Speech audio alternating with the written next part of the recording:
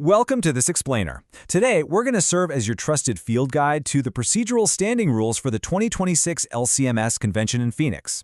Let's be honest, whether you're a voting delegate, an advisory delegate, a pastor, or a lay leader, conventions can feel totally overwhelming. There's just so much going on. But understanding the rules of the convention floor, that is a real game changer. So today, we're going to unpack exactly how these standing rules shape our debates, our voting, nominations, and floor procedures. Our goal is to get you navigating that convention floor with absolute confidence. Here is our quick roadmap for today. We'll start with why these standing rules actually matter, hit the big watch items, walk through the rules, look at some real-world floor scenarios, give you some handy microphone phrase cards, and finally, wrap up with a practical delegate checklist.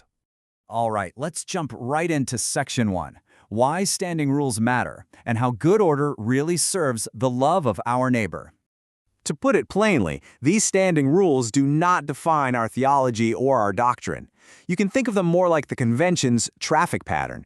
Basically, they're the operating system designed to prevent crashes. They ensure that both our mission business and our vital, robust debates get a fair, transparent hearing.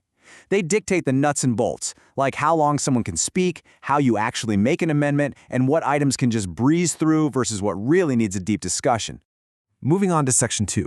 Let's look at the big watch items, the crucial rules every single delegate needs to know.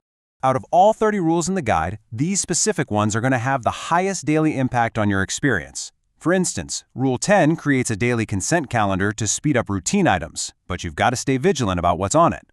Rules 19 through 22 cap your speeches at exactly 2 minutes. And Rule 26, that one creates a strict 40-minute window for floor nominations. So if you're planning a nomination, there's no way around it, you absolutely must prepare your 100-word candidate statement in advance. Now, Rule 17 introduces a brand new microphone kiosk registration process. This is a massive shift, guys. We are moving from a chaotic foot race down the aisle to a highly managed digital queue. You'll just walk up, register your exact purpose, like whether you're speaking pro, speaking con, or making a motion, and then you simply wait your turn. It's a great system because it honors the pro-con method of debate fairly without anyone having to sprint to a mic.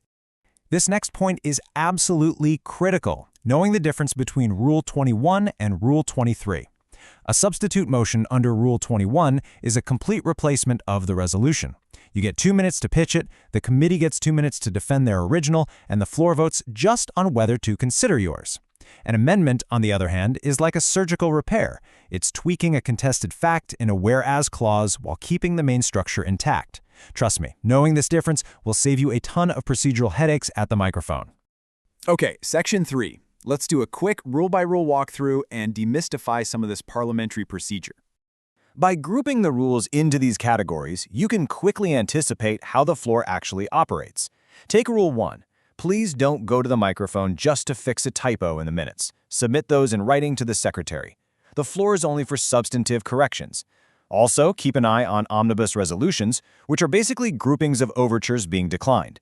If you want to pull an overture out of an omnibus resolution for an individual debate, you have to do it before the omnibus is voted on. And as for voting, electronic keypads are the standard, though the chair can always call for a voice or standing vote if needed. You also need to be acutely aware of Rule 30.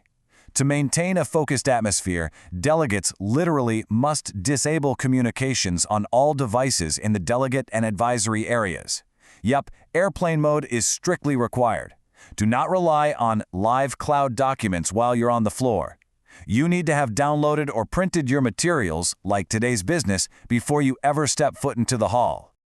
All right, moving into Section 4. Let's put these rules into practice with some real floor scenarios. Imagine this. You're eating breakfast, reading over the daily business, and suddenly you spot a major bylaw change tucked right into the daily consent calendar. Now remember, the consent calendar is supposed to be for non-controversial, courtesy items. So what exactly should you do if something substantive slips in there? Well, Rule 10 dictates your exact action here. You need to gather 10% of the voting delegates to successfully pull that item off the consent calendar so it can get properly debated. If an item isn't removed, it just gets adopted without any further action from the convention. So if a friendly-sounding title is hiding a massive governance engine under the hood, you have to lift that hood and rally your 10%. Always evaluate a resolution's core details before you just assume it's safe for consent. Look at the floor committee source. Review the related overtures. and deeply analyze the proposed action type. Does it spend money? Does it shift authority around? If the answer is yes, it most likely needs a proper floor debate. Let's look at another scenario. What if it's day 3, you're sitting there, and you realize the debate on the floor is just repeating the exact same pro and con points over and over again? You don't have to just sit there. Under Rule 22, you can head to the kiosk, wait your turn, and move to call the question, which means closing the debate. And keep in mind, to stop us from getting stuck on a procedural treadmill, the chair is actually required to pause every 20 minutes to ask the assembly if they want to vote to close debate. Just remember, closing debate requires a 2/3 majority. Section 5. Microphone phrase cards. These are your exact scripts for the convention floor. To relieve some of the anxiety around all this parliamentary procedure, keep these exact phrases handy. If you think a rule is being broken, just say, "Mr. Chairman, point of order." Need a fact clarified? Use "I request information." But hey, a quick warning. Do not use the request information phrase just to make an argument disguised as a question. Stating your intention cleanly and correctly is so much more effective than trying to improvise under those bright fluorescent lights. Here are a few more critical ones. Knowing precisely how to introduce a substitute motion by saying, "I move the substitute resolution now provided to the Secretary," or knowing how to ask to record your dissenting vote ensures your voice is heard cleanly. You don't want the chair having to stop and correct your phrasing. You can also use this simple format to handle omnibus items by stating, "Mr. Chairman, I move to remove overture number from the omnibus resolution." And that brings us to Section 6, your practical delegate checklist. This is your daily convention protocol. Every single morning of the convention, before you do anything else, make this your routine. Step 1. Read the daily issue of today's business. If you're reading yesterday's version, you're basically reading the playbook after kickoff. Check for any revised resolutions, scan that consent calendar carefully, and note any schedule changes. The rules do give the chair flexibility to adapt the agenda as needed, so you want to be ready for that. And when you do step up to the microphone to debate, run through this mental checklist. Sign up at the kiosk correctly. When called, confidently state your name, your district, and your role. Then, lead with your ask. Remember, you only have 2 minutes, so identify the issue, make your single strongest argument, state your requested action, and then sit down. A delegate with one clean, punchy sentence carries so much more weight than a delegate with 5 fog machines running.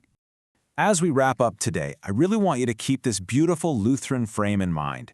Good order serves the love of neighbor, a clear confession, and the church's shared witness. These procedural standing rules are merely servants meant to foster that good order. They are not saviors in and of themselves. We use them so that the gospel can be proclaimed clearly and so the church's business can be handled joyfully. Christ is risen indeed. So, download your materials, prepare your 100-word statements, and memorize those phrase cards. But ask yourself this. When you step up to that microphone in Phoenix, will your grasp of good order be used just to win a debate, or will it be used to boldly advance the gospel? Navigate that floor with confidence, and we will see you at the convention.